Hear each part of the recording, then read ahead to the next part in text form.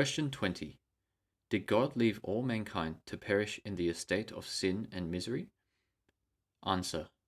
God, having out of his mere good pleasure, from all eternity, elected some to everlasting life, did enter into a covenant of grace to deliver them out of the estate of sin and misery, and to bring them into an estate of salvation by a Redeemer.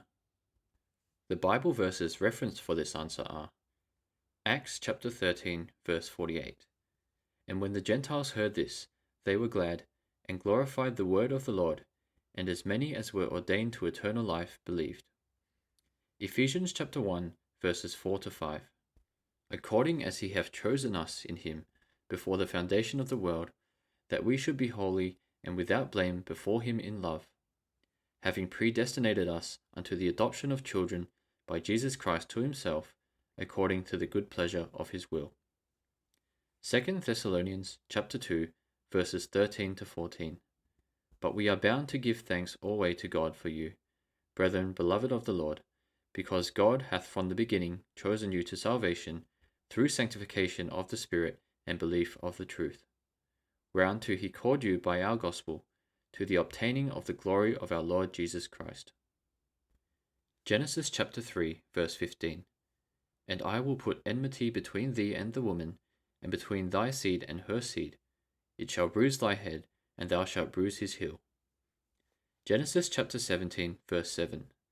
And I will establish my covenant between me and thee and thy seed after thee in their generations for an everlasting covenant, to be a God unto thee and to thy seed after thee. Exodus chapter 19, verses 5 to 6.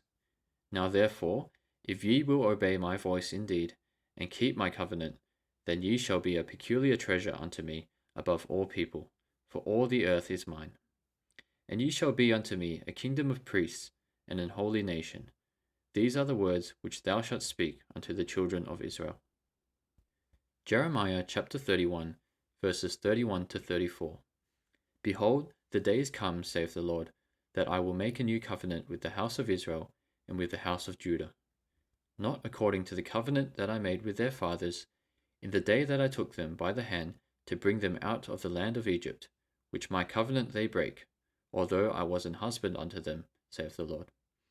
But this shall be the covenant that I will make with the house of Israel.